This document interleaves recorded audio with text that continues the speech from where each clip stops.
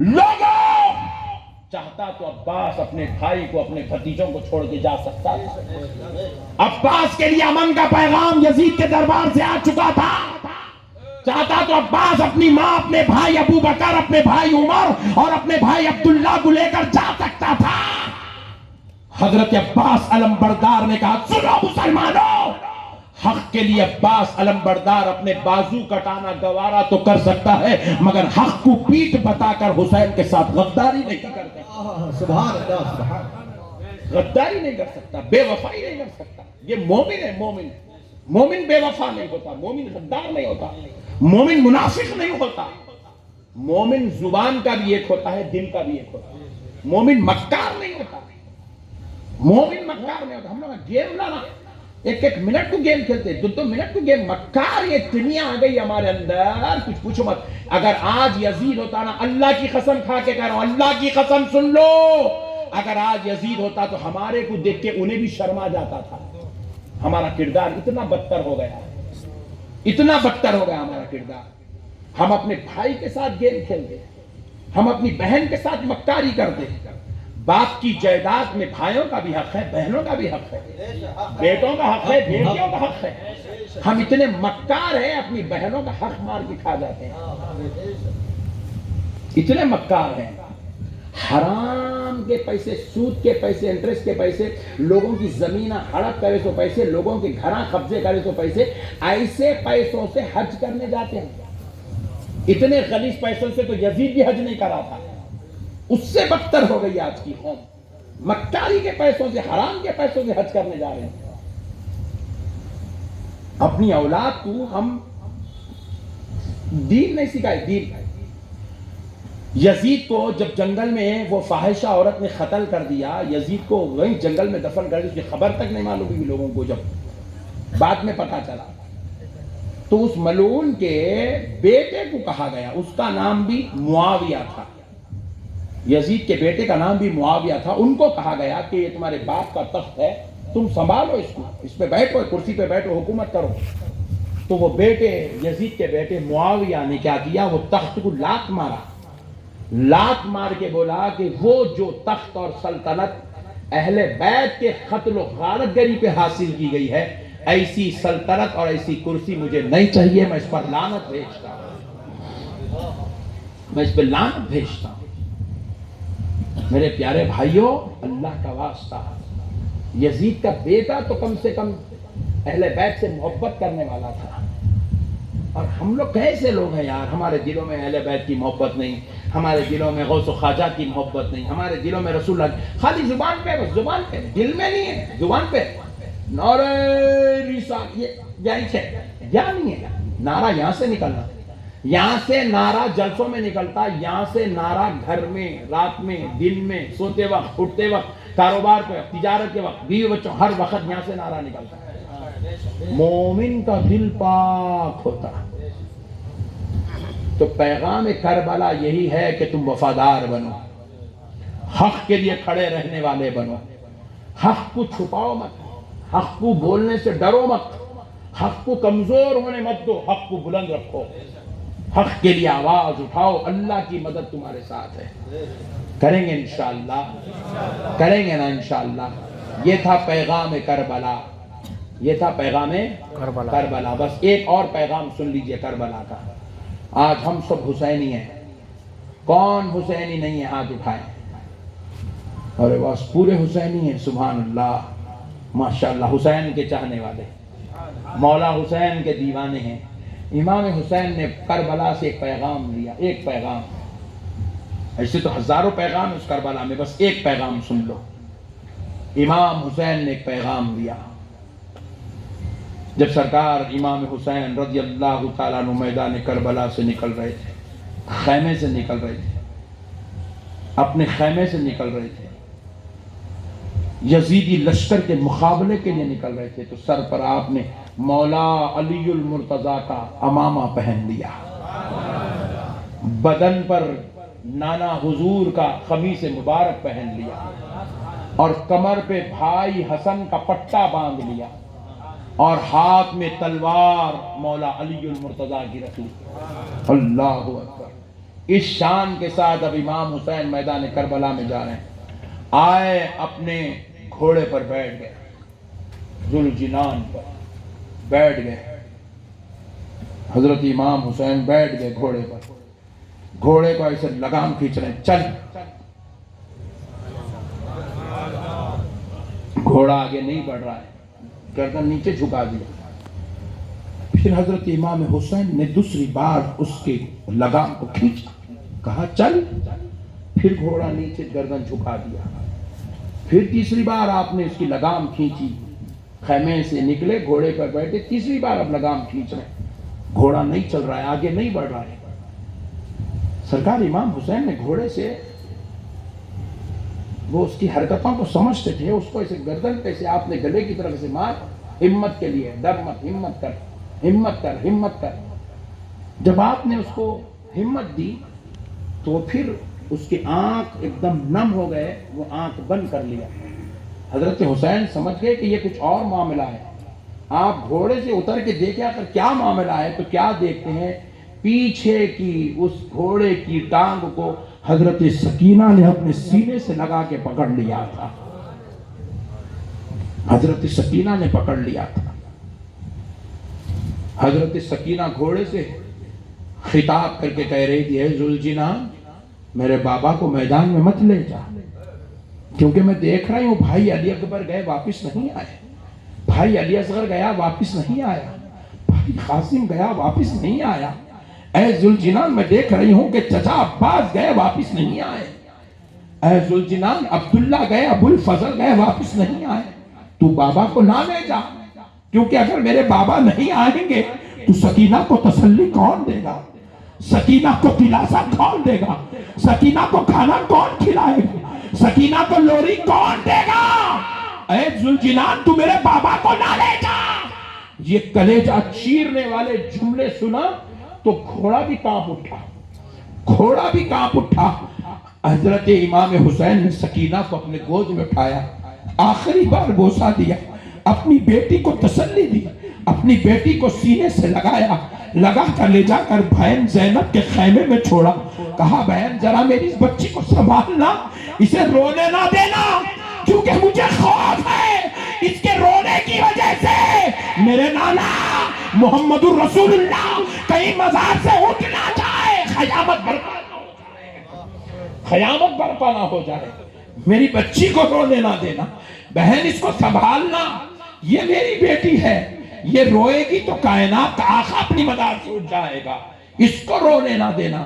یہ کہہ کر حضرت سکینہ کو تسلی دے کر، بوسہ دے کر، ان کے سینے پر ہاتھ پھیلا کر، ان کو تسلی دے کر امام حسین آئے، پھر سے گھوڑے پر بیٹھے، اور گھوڑے پہ بیٹھ کے جب امام حسین لشکر یزید کی طرف آگے بڑھ رہے ہیں، پیغام حسین سنو مسلمانوں، پیغام حسین سنو مسلمانوں، اب حسین یزیدیوں سے لڑ رہے ہیں، ان کتوں سے لڑ رہے ہیں جو ان کے نانا کا کلمہ پڑھ رہے ہیں، ان کتوں سے لڑ رہے ہیں جو اپنے خیموں میں نماز کے درمیان میں السلام علیکہ ایھا النبی ورحمت اللہ وبرکاتہ پڑھ کے آئے ہیں، ان کتوں سے لڑ رہے ہیں جن کی نماز اللہم صلی علی محمد وعلی آل محمد کہنے تک مکمل نہیں ہوتی، ان کتوں سے لڑ رہے ہیں۔ اور ان ذلیلوں نے جب حضرت امام حسین کو دیکھا تو ان شریروں کو ایک لمحے کے لیے بھی شرم نہیں آئی، ایک لمحے کے لیے حیا نہیں آئی، کیونکہ ان کتوں کے دلوں میں دنیا کی محبت بس گئی تھی، دولت کی محبت بس گئی تھی، عورتوں کی محبت بس گئی تھی، اور ان کے جاہ و منصب کی محبت دلوں میں بس گئی تھی، ان کے دلوں میں دنیا کا پیار بیٹھ گیا تھا، بس وہ دنیا دیکھ رہے تھے، حسین کو نہیں دیکھ رہے تھے۔ ظالموں نے حسین کا مقابلہ کرنا شروع کیا، ارے یہ وہ حسین جس کے تعلق سے فرمایا جاتا ہے، جس کا چہرہ، جس کا سینے اقدس سے لے کر خدم مبارک تک کا سارا حصہ ہو بہو مصطفیٰ کی طرح ہے، جس کو مصطفیٰ جان رحمت کی شباہت نصیب ہو گئی ہو۔ میرے دوستو اب اس حسین سے یہ نالائق مقابلہ کر رہے ہیں، اور اب ان پر تیر چلانے لگے، تلوار چلانے لگے۔ حضرت امام حسین مقابلہ کرتے گئے، مقابلہ کرتے گئے، مقابلہ کرتے گئے، یہ 22,000 کا لشکر تیروں کو برسا رہا ہے، ہیبت میں ہے، کہیں حسین غالب نہ آ جائے. اتنے تیر برسائے کہ لڑتے لڑتے مقابلہ کرتے کرتے ہر سینکڑوں کو نعرے جہنم رسید کرتے کرتے امام حسین نے دیکھ لیا کہ اب حسین کی شہادت کا وقت آ گیا. حسین نے اسی جگہ کھڑے ہو کر نماز پڑھنا شروع کر دیا. حسین نے کہا حسین سے دنیا تو جائے گا, حسین جام شہادت تو پیے گا, لیکن دنیا والوں دیکھ لو حسین نماز چھوڑ کے نہیں جائے گا, حسین نماز پڑھتا ہوا دنیا سے جائے گا. امام حسین نے نماز کے ساتھ اس دنیا کو الوداع کہا. نماز کے ساتھ پیغام کربلا ہے. امام حسین کے جسم پر 700 زخم.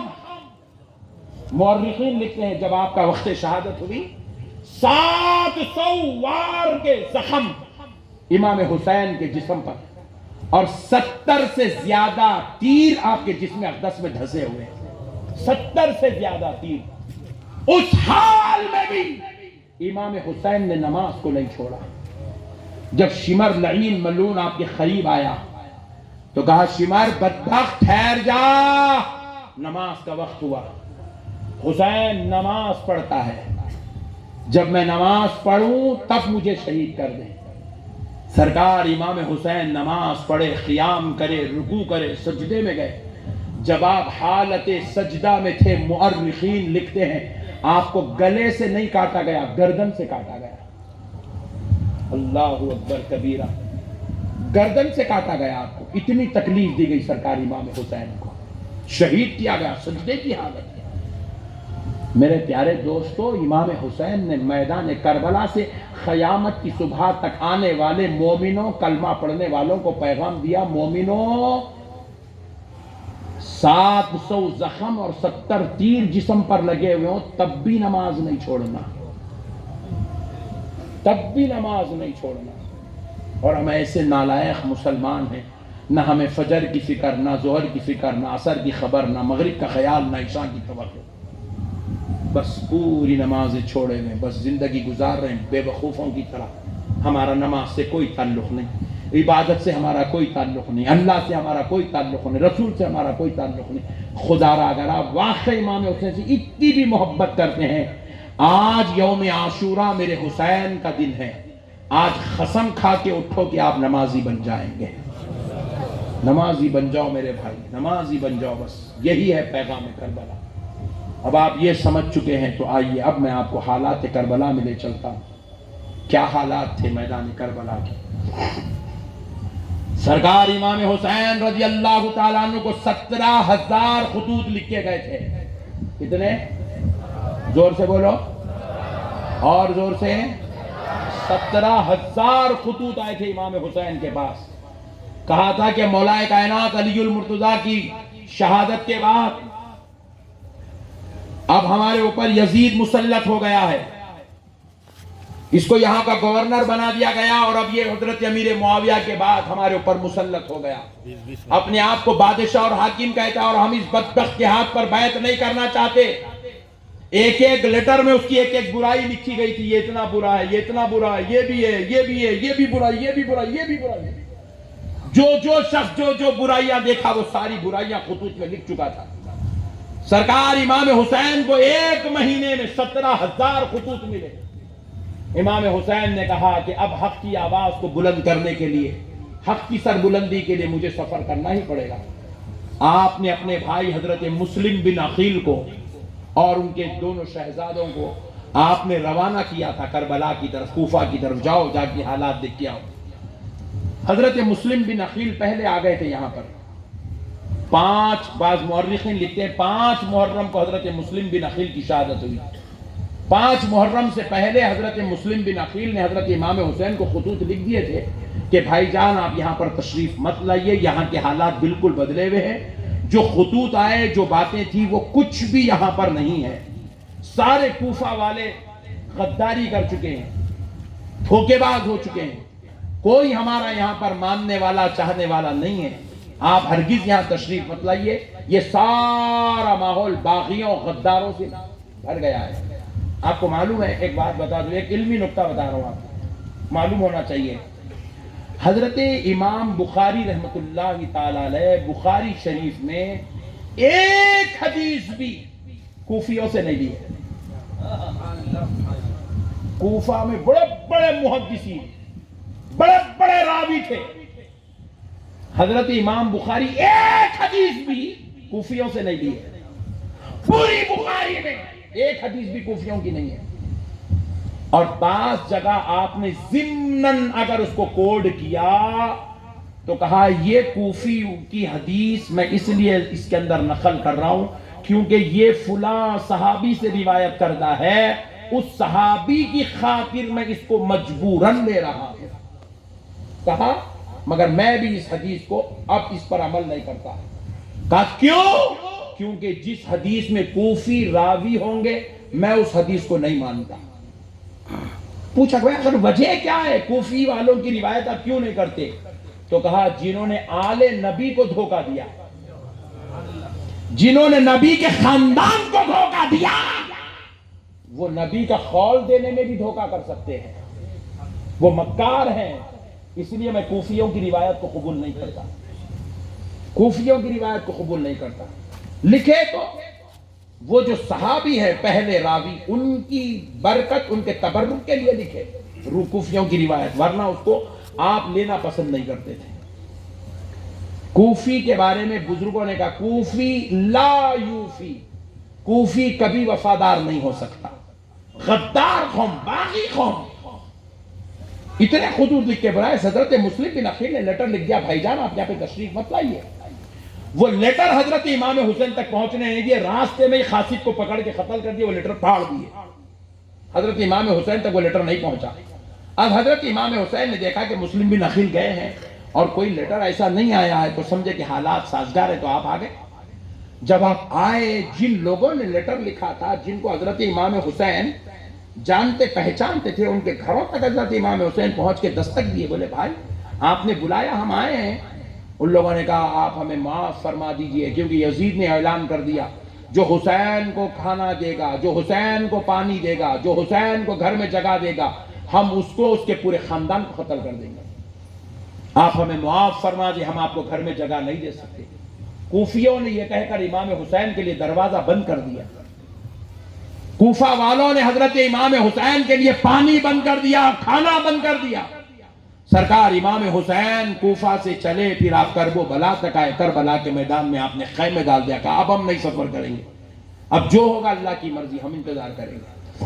اس کے بعد بات چیت شروع ہوئی. حضرت امام حسین نے کہا دیکھو میں تم سے لڑنے نہیں آیا، میرا مقابلہ تم سے لڑنا نہیں ہے. میرا مقصد میرے نانا کی امت کا کلمہ پڑھنے والے کا، میری نانا کی امت کا خون بہانا میرا مقصد نہیں ہے. لیکن اگر پھر بھی تم اگر لڑنے پہ مجھے مجبور کرو گے تو میں پیچھے نہیں ہٹوں گا، میں تمہارا مقابلہ کروں گا. مگر میں بزدل بن کر تمہارے اتنے بدکاریوں پر، اتنے گناہوں پر، اتنی شرارتوں پر، اتنی ضلالتوں پر میں تم سے ہاتھ نہیں ملا سکتا. حضرت امام حسین نے کہا میں یزید سے ہاتھ نہیں ملا سکتا، میں گردن تو دے سکتا ہوں مگر یزید کو بیعت نہیں کر سکتا، یزید کو اپنا خلیفہ نہیں تسلیم کر سکتا، یزید کو امیر المومنین میں نہیں مان سکتا، خلیفۃ المسلمین میں نہیں مان سکتا. کیونکہ جو نانا کے دین کے اندر غداری کرتا ہے، بے وفائی کرتا ہے، ضلالت کر رہا ہے، گناہوں کو عام کر رہا ہے. کیسا گنہگار تھا معلوم؟ اس زمانے میں جیسے آج کے زمانے میں بسیں ہوتی ہے، دیکھیں سفر کرنے کے لیے پرائیویٹ بسز میں بڑے بڑے دھارکاری لوگ سفر کرتے ہیں پرائیویٹ بسز میں. اس میں بیڈ ہوتا ہے، اس میں حمام ہوتا ہے، اس میں کچن ہوتا ہے، اس میں واش روم ہوتا ہے، ساری چیزیں ہوتی ہے پرائیویٹ بسز میں. لیکن اس زمانے میں یزید بیل بنڈیاں رکھتا تھا، بیل بنڈیاں، گھوڑا بنڈی بنا کے رکھتا تھا، کجاوے ڈالتا تھا پورے، ڈال کے اس کے اندر ننگی عورتوں کو لے کے سفر کرتا تھا، برہنہ عورتوں کے ساتھ سفر کرتا تھا. کہ اتنے ظالم انسان کے ہاتھ پر میں بیعت نہیں کر سکتا. کہا اگر تم بیعت نہیں کرو گے تو پھر تمہاری شہادت ہوگی، تمہیں جان دینا پڑے گا. میں ہر چیز کو قربان کرنے تیار ہوں مگر اے بدبخت میں تیری بیعت نہیں کر سکتا. اب اس کے بعد 2 دن تک بات چیت چلتی رہی. 8 محرم 9 محرم مسئلہ حل ہونے والا نہیں ہے. 10 محرم کو یہ معرکہ شروع ہوتا ہے. اب اس کے بعد جو ہے 2.5 دن کا یہ روزے دار، 2.5 دن کا پیاسا یہ جو ہے مقابلے کے لیے میدان میں اترتے ہیں، ایک کے بعد دیگرے، ایک کے بعد دیگرے، ایک کے بعد دیگرے۔ سرکار امام حسین کے خیموں میں لاشیں جمع ہونا شروع ہو گئی، لاشیں جمع ہونے، یزیدیوں کے لشکر نے لاشیں بھیجتے چلے گئے۔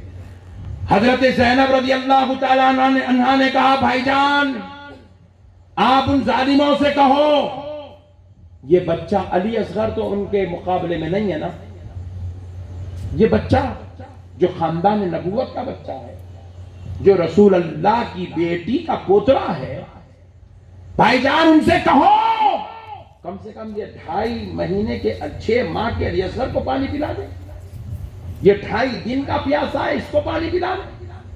کہا بھائین مجھے ان ظالموں کے سامنے آواز دینے میں مجھے شرم آتی ہے، ان ظالموں کو میں کیا آواز دوں، میں ان کو کیا بات کروں؟ کہا بھائی جان آپ اجازت دیں تو کیا میں زین العابدین کے ساتھ بھیجوں؟ تو کہا بہن آپ کو اجازت ہے، ضرور بھیجائیے۔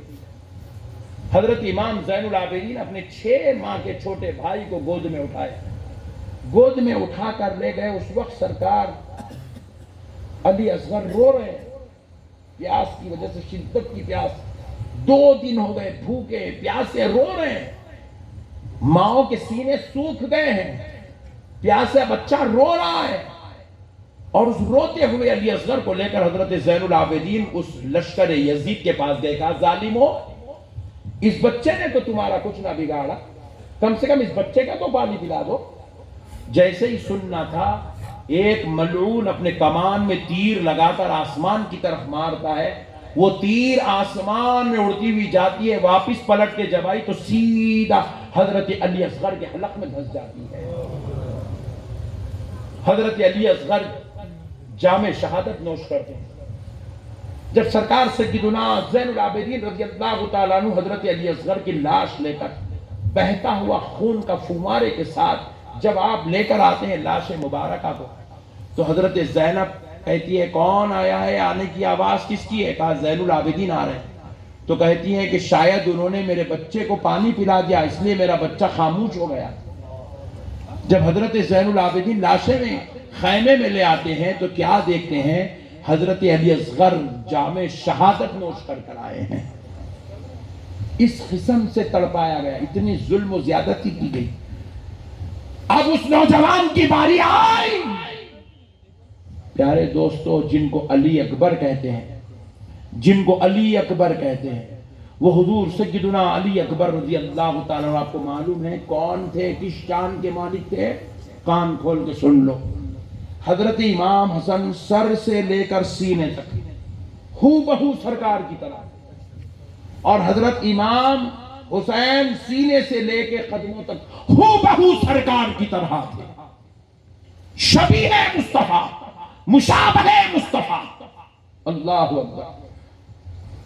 مگر علی اکبر یہ وہ بیٹا ہے امام حسین کا جو سر کے بال سے لے کے پیر کے ناخن تک مکمل حضور کی طرح تھے۔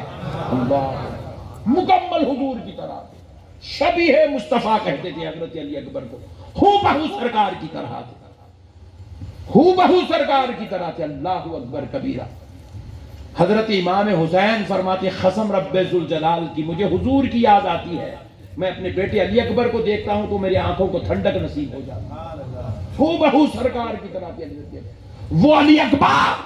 گھوڑے پر بیٹھ کر جب آپ اپنے گھوڑے کو پیروں سے مارتے ہوئے جب آپ آگے بڑھے، جب وہ جو ہے رکاب میں پیر رکھ کے گھوڑے کو ایسے آپ نے پیروں سے ہلایا اور گھوڑا چلنے لگا، جو دشمنان رسول تھے، دشمنان اہل بیت تھے، حضرت علی اکبر 18 سال کے تھے، آپ کی اس جوانی کو دیکھ کر، وہ شباہت کو دیکھ کر پلٹ کے پتھروں کے پیچھے چھپ گئے تھے۔ ان کو ایسے محسوس ہو رہا تھا علی اکبر نہیں محمد رسول اللہ تشریف لا رہے۔ اللہ اکبر۔ پتھروں کے پیچھے چھپ گئے تھے۔ کسی کی ماں نہیں جنی تھی کہ علی اکبر کو سامنے سے تیر چلائے، کسی کی ماں نہیں جنی تھی، کسی میں اتنی ہمت نہیں تھی کہ علی اکبر کو سامنے سے تیر چلائے، تو بدبخت پتھروں کے پیچھے چھپ کے تیر چلا رہے تھے۔ حضرت علی اکبر پتھروں کے پیچھے چھپ کے تیر چلا رہے تھے، وہاں سے تیر چلائے۔ حضرت علی اکبر رضی اللہ تعالیٰ عنہ مقابلہ کرتے کرتے کرتے کرتے کرتے کرتے ایک وقت ایسا آتا ہے کہ آپ بھی جام شہادت نوش کر لیتے۔ اور بدبختیں جب وہ شہید ہو گئے تو بھی ان کو تسلی نہیں ہوئی، اتنے ظالم تھے یہ، ان کو تسلی نہیں ہوئی، ان کتوں کو تسلی نہیں ہوئی۔ انہوں نے کیا کیا، ان کی شہادت کے بعد ڈرتے ڈرتے ڈرتے ڈرتے ان کے جسم کے قریب آئے، جسم کے قریب آ کر ان کی گردن پہ خنجر چلا کے ان کے سر اقدس کو تن اقدس سے جدا کر دیا، کر کے ان کے سروں کو لے کر چلے گئے اپنے پاس، لگ جا کے پیٹھیوں میں جمع کر کے رکھے، اہل بیت کے سروں کو پیٹھیوں میں، صندوقوں میں جمع کر کے رکھے، کتے اتنی تکلیف دیے۔ پھر اس کے بعد حضرت عباس علمبردار سے خواتین نے کہا، بھائی عباس علمبردار کچھ پانی پلا دو تاکہ ہمارے بچے کچھ پانی، یہ تو حقدار ہے پانی کے، یہ تو اللہ کی قدرت سے بہتا ہوا دریائے فرات ہے، یہ تو کسی کی جاگیر نہیں ہے نا، یہ تو دریا ہے، اس پہ تو سب کا حق ہے، کافروں کا حق ہے، یہودیوں کا حق ہے، عیسائیوں کا حق ہے، اور ہم تو مالک جنت مختار کائنات صاحب کوثر کی اولاد ہے، ہمارا تو ولی حق ہے۔ بھائی عباس علمبردار پانی تو لے آؤ تاکہ خیموں میں بیٹھی ہوئی بیٹیوں کو، بیویوں کو پانی مل جائے۔ حضرت عباس علمبردار جب دریائے فرات کے پاس گئے مشکیزہ لے کر پانی لینے، تو ان کتوں نے حضرت عباس علمبردار کے مشکیزوں پہ جو ہے پانی تیر چلائے۔ حضرت عباس علمبردار نے کہا، ظالموں، آج جس نبی کے نواسوں پر تم پانی روک رہے ہو، کیا تمہیں کل بروز محشر اس نبی کے ہاتھوں سے جام کوثر نہیں چاہیے؟ نہیں چاہیے؟ آج ان کے نواسوں پہ پانی روک کر کل ہمارے نانا سے پانی کیسے طلب کرو گے؟ اللہ اکبر کبیرہ۔ اتنا خطاب سننے کے بعد بھی ان کو شرم نہیں آئی، حیا نہیں آئی، اس کے باوجود بھی وہ جو ہے تلوار چلاتے رہے۔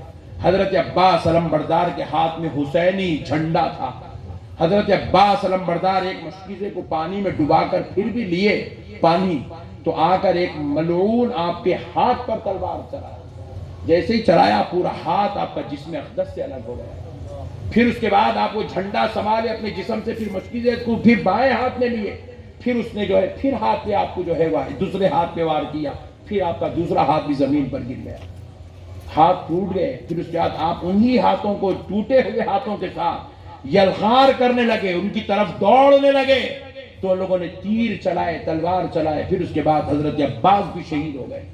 پھر اس کے بعد ان کے جسم اقدس سے بھی ان کے سر اقدس کو جدا کیا گیا۔ اتنا ظلم، اللہ کی قسم اس زمین پہ اتنا ظلم کبھی نہیں ہوا، اتنا ظلم کبھی نہیں ہوا۔ اور ہر جنگ ہوئی ضرور، لیکن وہ جنگ مسلمان اور کفار کی جنگ تھی، یہودی اور مسلمان کی جنگ تھی، عیسائی مسلمان کی جنگ تھی۔ یہ نانا کا کلمہ پڑھنے والی امت نواسوں کو قتل کر رہی ہے، اتنے بے دردانہ طریقے سے قتل کر رہی ہے۔ پیارے دوستوں، پھر اس کے بعد سرکار امام حسین رضی اللہ تعالیٰ عنہ نے جام شہادت نوش کیا۔ جب یہ شہادتیں واقع ہوئی، آپ یقین مانیے حضرت زینب رضی اللہ تعالیٰ عنہ نے پوری لاش مبارک بغیر سروں کے جسم رکھے ہوئے، حضرت زینب ان لاشوں کے پاس کھڑے ہو کر اپنے رب سے کہنے لگی، اے اللہ پروردگار، یہ جو بچے اور یہ لیٹے ہوئے جوان ہیں مولا، یہ کوئی اور نہیں، تیرے محمد کے گھر والے ہیں، تیرے نبی کے خاندان ہے میرے مولا۔ اے اللہ، آج تیرے نبی کی بیٹی تجھ سے بس ایک ہی سوال کرتی ہے، اے اللہ ہمیں ان جوانوں کی شہادتوں، ان بچوں کی شہادتوں کے بدلے میں کچھ نہیں چاہیے، اے اللہ اگر کچھ دیتا ہے تو پروردگار بدلے میں نانا کی امت کو جنت میں جگہ دے دے۔ اللہ اکبر۔ سوچو میرے بھائی، وہ لاشوں پہ کھڑ کے بھی اس امت کو نہیں بھولے، اور ہم کتنے بدبخت لوگ ہیں، آج اتنے اچھے موقع پر بھی ہم ان کو یاد کرنے تیار نہیں، نہ ان کے لیے قرآن پڑھنے تیار ہے، نہ ان کے لیے فاتحہ پڑھنے تیار ہے، نہ ان کے لیے تلاوت کرنے تیار ہے، نہ ان کے لیے تسبیح پڑھنے تیار ہے، نہ ان کے لیے روزہ رکھنے تیار ہے، نہ ان کے ایصال ثواب کے لیے کچھ نفل کرنے تیار ہے، نہ کھانا کھلانے تیار، نہ شربت پلانے تیار ہے۔ اتنے برے حالات ہمارے ہو گئے، انہوں نے لاشوں پہ کھڑے ہو کے نانا کی امت کو نہیں بولا۔ میرے پیارے بزرگ اور دوستو، اب اس کے بعد کیا کیا گیا؟ وہ صندوقوں میں جو سر جمع کر لیے تھے ان کو نکال کر نیزوں میں لیا گیا، اللہ اکبر، چھریوں میں، جنبیوں میں اس کو پرایا گیا، ایسے جنبیے پکڑ کے اوپر سر لگائے گئے، اللہ اکبر کبیرہ۔ اب ان کو جو ہے لے جایا جا رہا ہے. کہاں لے جایا جا رہا ہے؟ اب کربلا سے دمشق کی طرف، ملک شام کی طرف. کیونکہ دمشق میں وہ بدبختہ، وہ بدجنور بیٹھا ہوا ہے یزید، اس کے پاس لے جایا جا رہا ہے. کیونکہ جسموں کو اٹھا کے نہیں لے جا سکتا تھا، ان کو شہید کر دیے، یہ بتانے کے لیے سروں کو لے جایا جا رہا ہے. 72 سر چل رہے ہیں، اللہ اکبر، نیزوں پہ. میرے پیارے بزرگ اور دوستو، اب سنیے، اب یہ قافلہ چل رہا ہے. صرف ایک شہزادہ اس پورے قافلے میں بچ گیا تھا. اس ایک شہزادے کا نام تھا حضرت امام زین العابدین سید السجاد. فرمایا جاتا ہے اس واقعے کربلا کے بعد حضرت زین العابدین پوری زندگی میں ایک مرتبہ بھی نہیں مسکرائے، کیونکہ آپ کے اوپر پورا واقعہ کربلا آپ نے اپنی آنکھوں سے دیکھا تھا. مدینے سے نکلنے سے لے کے کربلا میں آنے تک، کربلا میں پورے 72 نفوس قدسیہ کے جام شہادت پینے کا، اور پھر وہاں سے لے کے دمشق تک جانے تک، پھر یزید کے اس منحوس دربار میں کھڑے رہنے تک، پھر وہاں سے مدینہ واپس ہونے تک، سارا منظر حضرت زین العابدین کی آنکھوں میں بسا ہوا تھا.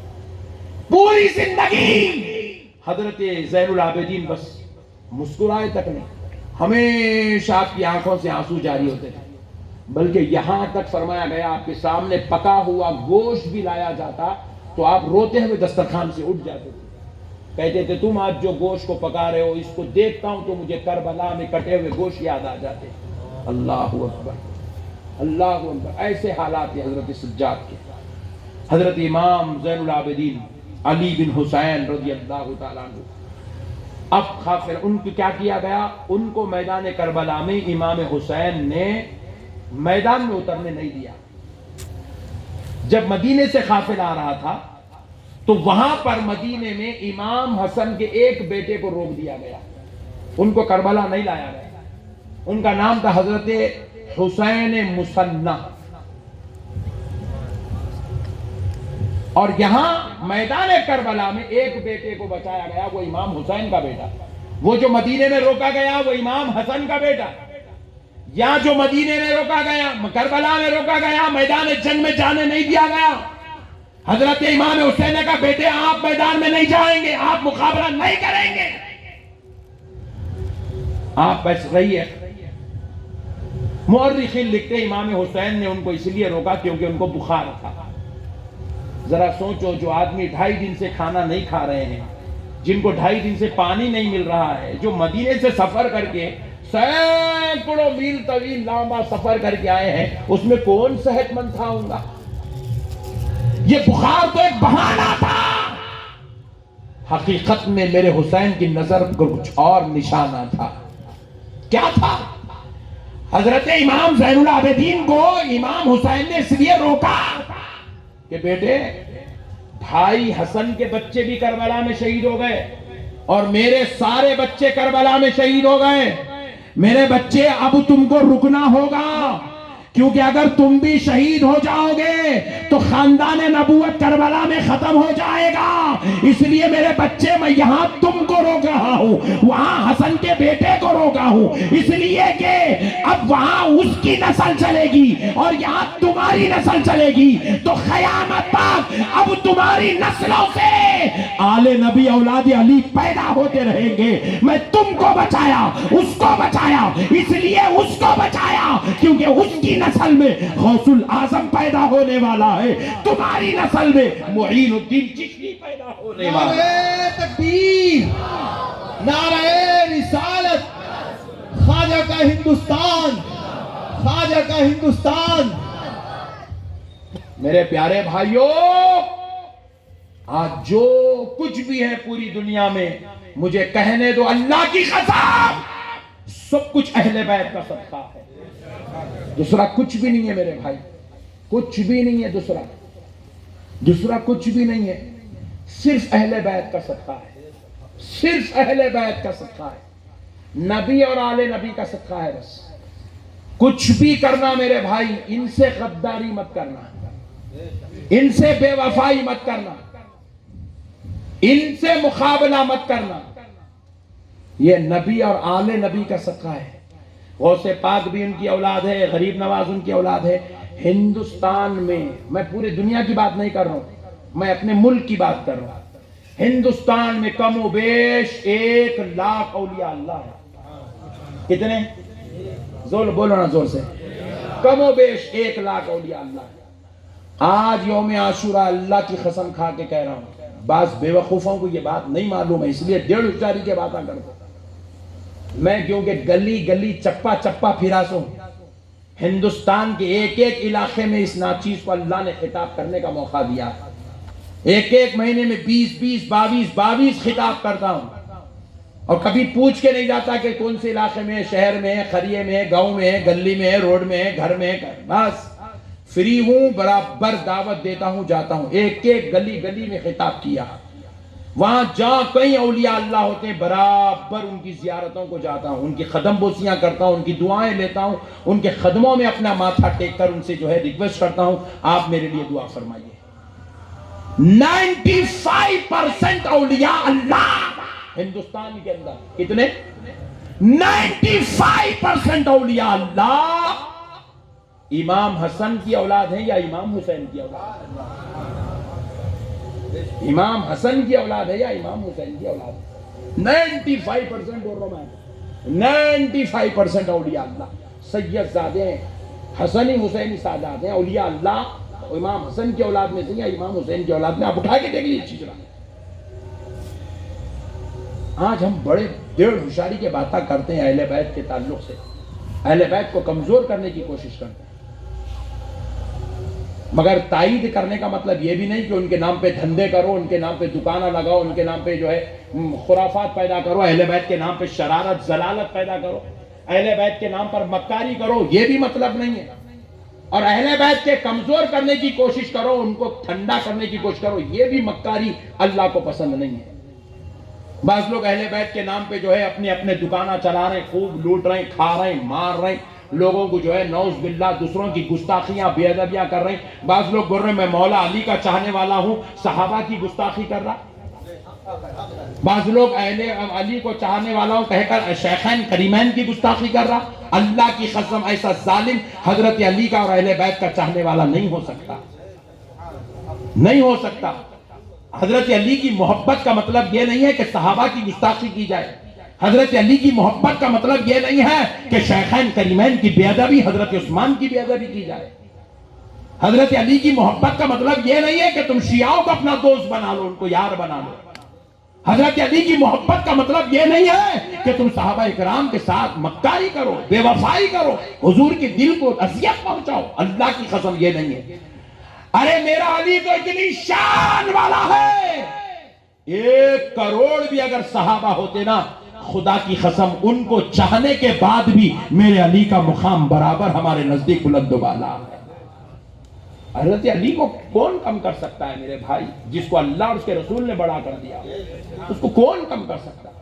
یہ آج کل نئے لوگ نکلے ان سے بڑے کیا. ارے تو کمپیر کر رہا کہ گرے ہولے دیکھو کون بولے کمپیر کرو بول کے؟ جس کا جو مقام ہے وہ اللہ اور اس کا رسول دے دیا، جس کی جو شان ہے اللہ اس کا رسول دے دیا. انہوں پہلے ہے انہوں پہلے، تو کون رہے 1400 سال کے بعد انہوں پہلے بولنے والا؟ جو مسئلے میں حضرت غوث اعظم پہلا دوسرا نہیں کرے، جو مسئلے میں حضرت امام بخاری پہلا دوسرا نہیں کرے، جو مسئلے میں امام اعظم جیسی ذات پہلا دوسرا نہیں کرے، تو کون ہوتا رے نالائق؟ انہوں پہلے انہوں اچھے، ان کا نمبر، تم کون ہوتے رے گدھو؟ نمبرہ بانٹنے والے ان کو. ہر ایک کی شان جدا گانا ہے، ہر ایک کی شان جدا گانا ہے. اللہ کی قسم میرا دین لکیر کا فقیر نہیں ہے، میرا دین بڑی شان والا ہے. ابو بکر اپنی جگہ شان والے، مولا علی اپنی جگہ شان والے ہیں، حضرت عمر اپنی جگہ شان والے ہیں، بلال حبشی اپنی جگہ شان والے ہیں، حضرت عثمان اپنی جگہ شان والے ہیں، حسنین کریمین اپنی جگہ شان والے ہیں. کسی کو کمپیر کرنے کی ضرورت، زور سے بولیے، کسی کو کمپیر کرنے کی ضرورت نہیں ہے. سب کی عزت کرو، سب کا احترام کرو. اسی کا نام اہل سنت والجماعت. اہل سنت فتنوں کا نام نہیں ہے، اہل سنت اختلاف کا نام نہیں ہے، اہل سنت جھگڑوں کا نام نہیں ہے، اہل سنت محبت کا نام ہے، اہل سنت ادب کا نام ہے، اہل سنت پیار کا نام ہے، اہل سنت میں ایک بات آپ کو عرض کر دوں، اہل سنت کیا ہے، آپ اپنے والد سے محبت کرتے نہیں کرتے؟ کون کون نہیں کرتے؟ ذرا ہاتھ اٹھا دیجیے. ارے واہ، پٹھے یہاں تو کرتے بول رہے ہیں، گھر میں جا کے باپ سے لڑ رہے ہیں. یہ بڑا خطرناک لوگ ہیں بھائی. بہرحال نو پرابلم، آج وہ موضوع نہیں ہے. آپ اپنے بابا سے محبت کرتے ہیں نا؟ سبحان اللہ. مگر اپنے باپ کی عظمت کو ثابت کرنے کے لیے ماموں کو نیچا دکھانا کیا ضروری ہے؟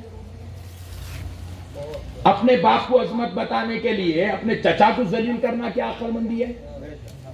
اپنے باپ کا مرتبہ بتانے کے لیے اپنے محلے کے کسی بزرگ کو رسوا کرنا کون سی عقل مندی ہے؟ بھائی ان کی جگہ انہوں ماموں کا مرتبہ ماموں کو ہے، چچا کا مرتبہ چچا کو ہے، پھپھا کا پھپھا کو ہے، پڑوسی کا پڑوسی کو ہے، مولانا کا مولانا کو ہے، مفتی صاحب کا. آپ اپنے باپ کی عزت کرو نا. آپ پوری زندگی یا علی یا علی یا علی میرے جیسا کرو نا. آپ کو کون روک رہا ہے؟ کسی کی ماں نہیں چلی آپ کو علی علی بولنے سے. پوری زندگی یا علی بولتے رہو. آپ یا علی بولتے رہو، اٹھتے بیٹھتے مولا علی، اٹھتے بیٹھتے سیدہ طیبہ طاہرہ فاطمہ الزہرا بولو، اٹھتے بیٹھتے حسن حسین بولتے رہو نا، یا غوث بولتے رہو نا. کون آپ کو روکا ہے؟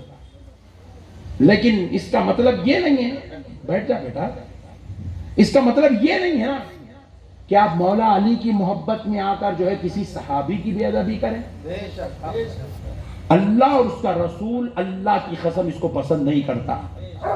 اچھا یہ جتنے لوگ بھی آپ کو کہہ رہے نا کہ انہوں غلط ہے انہوں غلط ہے، ارے تو کون رے 14ویں صدی کے ملا؟ تیرے کو طہارت لینے نہیں آتا، تیرے کو وضو کے فرائض نہیں معلوم، تیرے کو نماز کے واجبات نہیں معلوم، تیرے کو سجدے سہو کا مسئلہ نہیں معلوم. بدبخت ہے تو ان کو غلط کہہ رہا ہے جن کی آنکھوں کو آمنہ کے لال کا دیدار نصیب ہو گیا تھا. تو ان کو غلط کہہ رہا ہے جس کی تربیت محمد الرسول اللہ نے فرمائی ہے.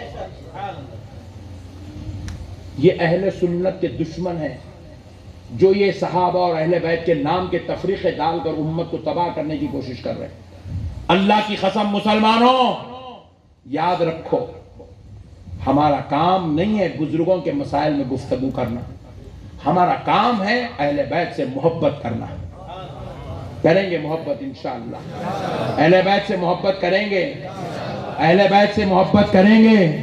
پوری زندگی یا علی بولتے رہو. آپ ہر ایک بات سن لو، یا علی یا علی یا علی یا علی یا علی بولے تو بعض ہمارے بھی بہت جڑ اشارہ ہیں، ہماری صفوں میں بھی بہت خطرناک پٹھے بیٹھے ہوئے. زیادہ ذکر اہل بیت کر دو شیعہ ہو گیا. لوگ امت یہ ڈینجر پیسا الگ ہے، یہ نالائق ہیں.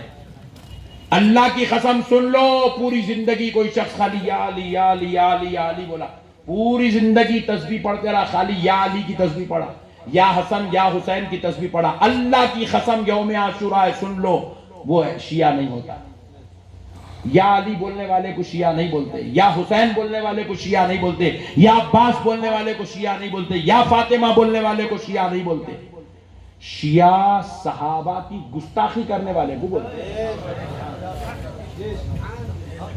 جو حضرت عمر پہ تانا وہ تشنیع کرے وہ شیعہ ہے، جو حضرت ابو بکر پہ الزام لگائے وہ شیعہ ہے، جو حضرت عثمان پہ تبرہ کرے وہ شیعہ ہے، جو حضرت عائشہ کی عزت کو اچھالے وہ کتا شیعہ ہے.